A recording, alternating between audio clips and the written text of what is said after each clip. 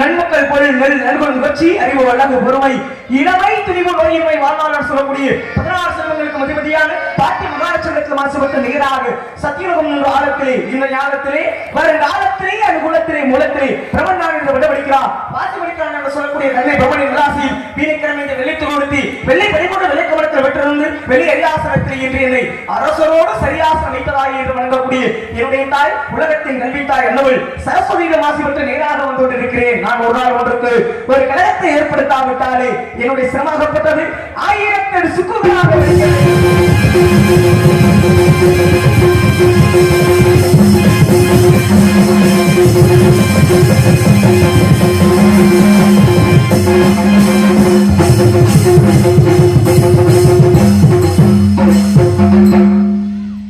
ஏன் ஒண்ணும் இல்ல என்ன போல பேரானந்தமா இருக்கீங்களே 1008 சுக்கு அடையணும்ல. ஆமா. அப்ப 1008 சுக்கு அடி அடிக்கணும்ல, ஒரு பேர் வாசிக்கணும்ல.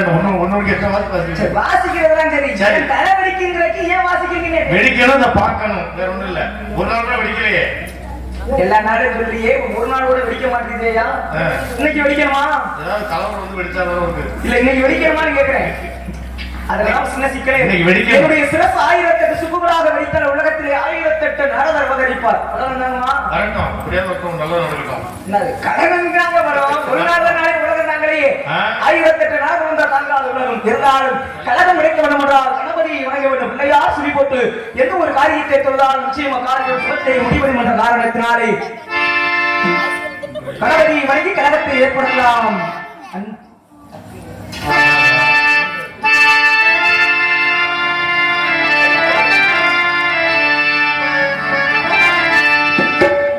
முகத்தனே 5 கருத்தனே சித்தி புத்தி விநாயக பெருமானே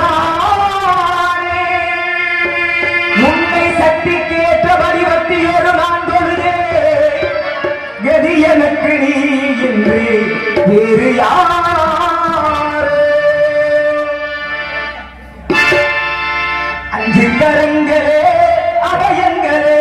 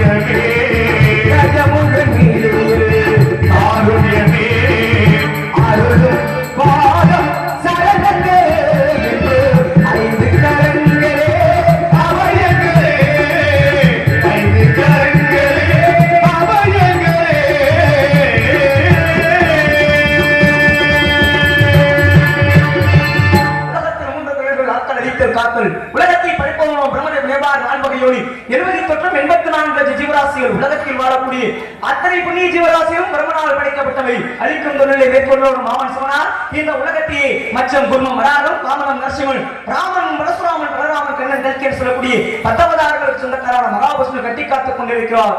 இந்த மகாவிஷ்ணுவை வணங்கினாலும் வந்து இறங்கியிருக்கக்கூடிய இடமோ குறிஞ்சிதிரம். குறிஞ்சிதிரத்திற்கு சொந்தக்காரனோ முருகப்பெருமான், தமிழ் கடவுள் முருகன். தமிழுக்கும் முருகனுக்கும் அப்பேற்பட்ட ஒரு ஒற்றுமை.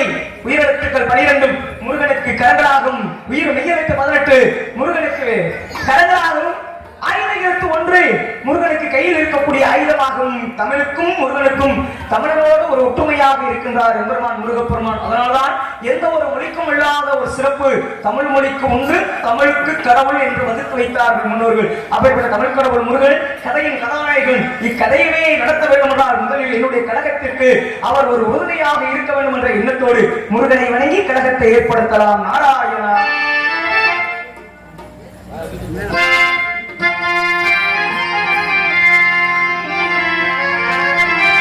சந்தன மணக்குதே, கற்பூரம் ஜொலிக்குதே, கந்தகிரி கோவில் வந்தார் நன்மையெல்லாம் நடக்குதே. கந்தகிரி கோவில் வந்தார் நன்மையெல்லாம் நடக்குது. சந்தனம் மணக்குதே, கற்பூரம் ஜொலிக்குதே, கந்தகிரி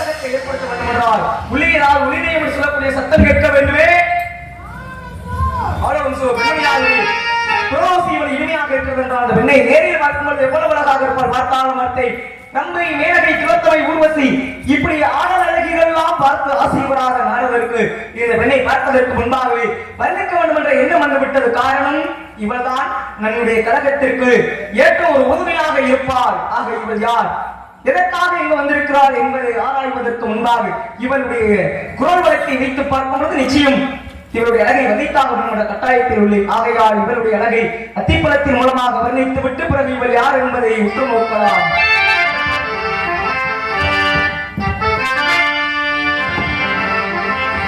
அத்திப்பழம் சிகப்பா, இந்த வள்ளி பொண்ணு சிகப்பா,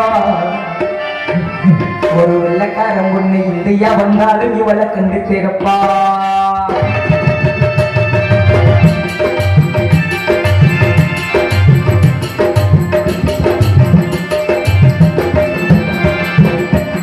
பழம் சிகப்பா, தந்தை அந்த மரம் சிகப்பா, ஒரு எவ்வளவு பொண்ணு உலகம் வந்தாலும் ஒண்ணு கண்டு சிகப்பா.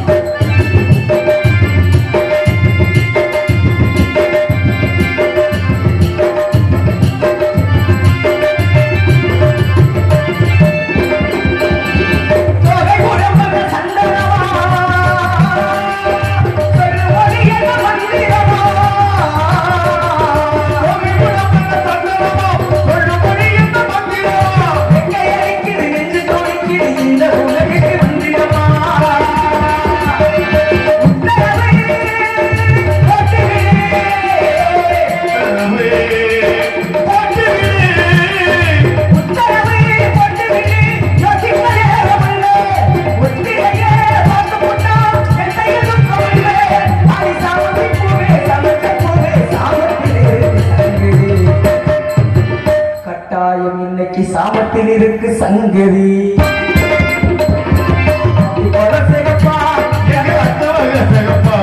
ஒரு தேவலக பொண்ணு கூடக வந்தாலும் ஒண்ணு கட்டு சிகப்பா.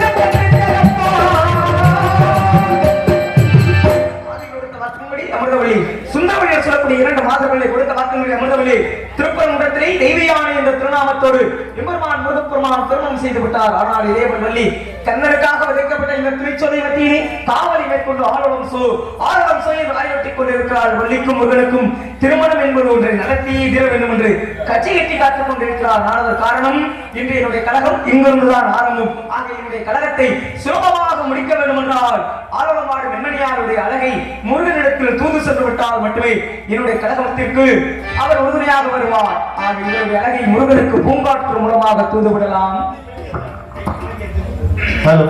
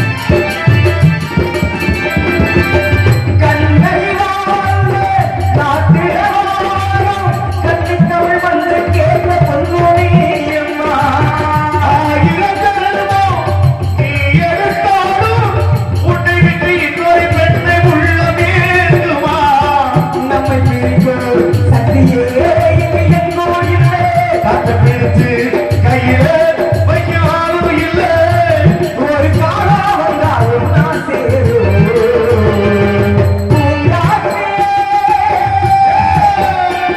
என் பொண்ணுக்கிட்ட என்னை கொண்டு தனியா அவை இல்லாமே நெஞ்சம் வாடுதே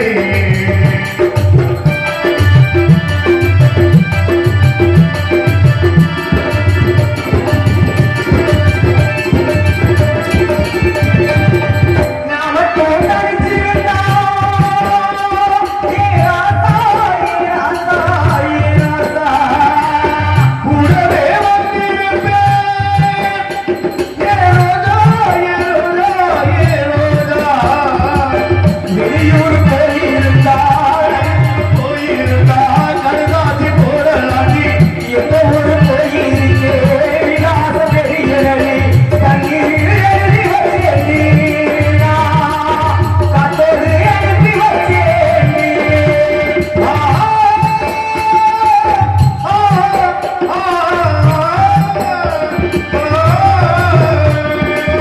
கண்ணீரில் எழுதி வச்சேண்டி காத்தோடு எழுதி வச்சேன் உன்னோடு என்னோட முன்னாச்சி நான் சொன்னது என்னாச்சு முத்தையடி பாதையிலே புருஷன் தொங்கையிலே முத்தையடி பாதையிலே புருஷன் தொங்கையிலே முத்தையா போதமா என்னோட மனசே முத்தரவு பாடுதமா என்னோட மனசே கத்தால காட்டு வழி களிப்பட்டி ரோட்டு வழி கத்தால காட்டு வழி களிப்பட்டி ரோட்டு வழி வண்டி கட்டி போறவனே வாக்கப்பட்டு போறவனே வண்டி மாறி எட்டு வச்சு முன்னே போகுதம்மா வாக்கப்பட்ட முள்ளு மழை பின்னி போகுதம்மா சொல்லு கொண்டு போறவளை அந்த சும்மாட சொல்லு கொண்டு போறவளை அந்த சும்மாட சோறு தண்ணி சாப்பிட கொஞ்சம் ஊட்டி சொல்லு கொண்டு போறவளை அந்த சும்மாட மதுர மறி கொழுந்தே மனதோடு மல்லிகையே மதுர மறி கொழுந்தே மனதோடு மல்லிகையே மனது மயங்குதடி மயங்கு பயணிக்காதே மனது மயங்குதடி மயங்கு பயணிக்காதே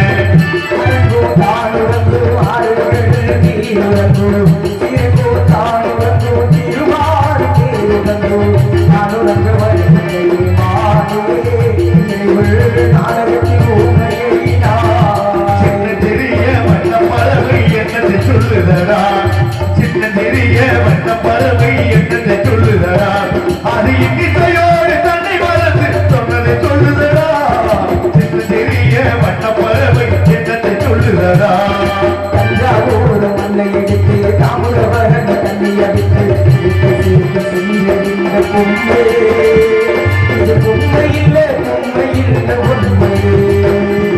எத்தனையோ பொம்மை செஞ்சே கண்ணுமா அது அத்தனையோ ஒன்று போல நின்னுமா அது சொல்லம்மா தந்தாரே தந்தாரே தந்தார கொடி நாமே தந்தாரே தந்தாரே மரத்துகளை மறந்து விட்டாய் கேளடா கண்ணா மரத்துகளை மறந்து விட்டாய் கேளடா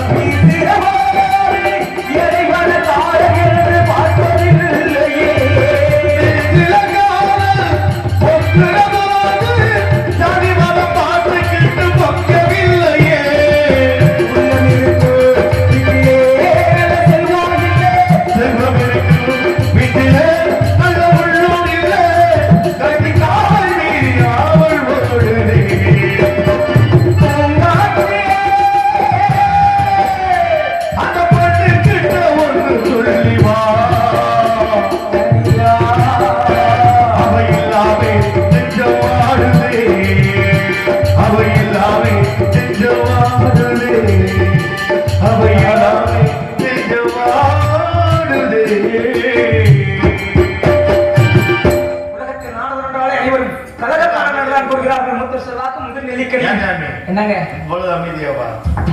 சரியா பால் மட்டும் பிடிச்சா பிடிக்கலையா? ஒண்ணுமே புரியல, எங்களுக்கு ஒண்ணும் புரியல. இல்ல பிடிக்கலன்னா சொல்லிடுங்க, கவனம் சரியா சொல்லுங்க. அமைதியா உட்கார்ந்திருக்கீங்களே, போய் கேட்கறாங்க. சரி சரி, சந்தோஷம் சந்தோஷம். பாட்டுல மதிமயங்க சந்தோஷம். நீங்க அமைதியா இருக்கிறதே பெரிய ஆதரவு தான்.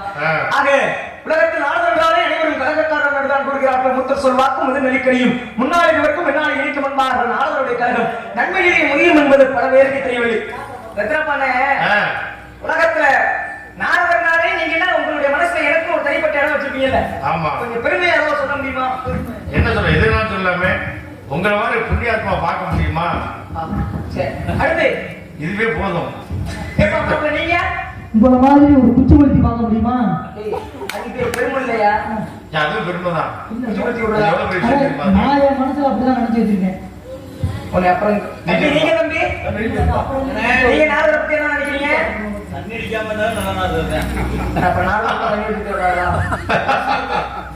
சரி, இப்ப நான் கேக்குறேன், உலகத்துல எல்லா சாமிக்கும் கோயில் கட்டி கும்பிடுறீங்கல்ல? ஆமா. நாரதர் சாமி இச்சம் தானே? நாரதர் போனா தேவசபையில நாரதருக்கும் ஒரு இடம் இருக்குமா? ஆமா. அப்படிப்பட்ட தன்மை படைத்த நாரதருக்கு கண்டிப்பா. அப்ப நாரதர் பெரிய கடவுள் இச்சம் தானே? ஆமா. பூமியில நாரதருக்கு மட்டும் எங்கேயும் கோயில் கட்டி கும்பிட மாட்டாங்க? கட்டலாம் கட்டலாம். என்ன இழுவ கட்டலாமா கட்டக்கூடாதா? அவ்வளவுதான், அந்த ஊரே செதறி ஓடி வைப்போம். பிறந்த பிள்ளைகளுக்கெல்லாம் எல்லா சாமி பேர் வைக்கிறாங்கல்ல? ஆமா. சுப்பிரமணி எல்லா பேர் வைக்கிறாங்கல்ல? நாரதர் பூமியில பிறக்கிற எந்த பிள்ளைக்காவது பேர் வைக்கிறாங்களா? ஏற்கனவே குடும்பத்துல பிரச்சனை, இது 4 பேர் வச்சு மேற்கொண்டு கலவரம் உண்டாகுறதுக்கா? நீங்க எல்லாம் காலையில நாடகத்தை முடிச்சுட்டு வீட்டுக்கு போவீங்கல்ல? வீட்டுக்கு போகும்போது உங்க வீட்டு பூஜை அறையில உங்க குலசாமி போட்டா வச்சு சாமி கும்பிட்டுருப்பீங்க. ஆமா.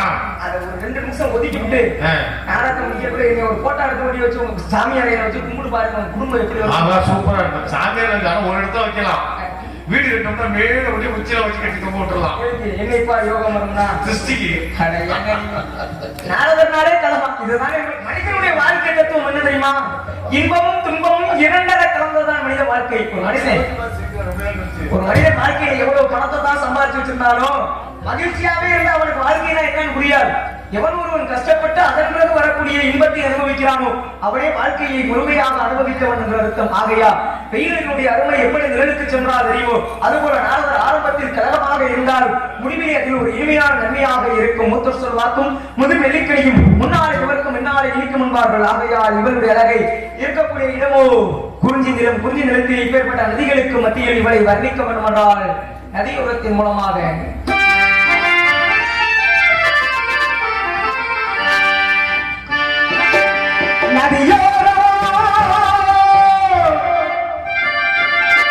நானும் நானும் கொண்டே நாட்டியமாடுது மெல்லே நானந்தானந்தம் என் சொல்ல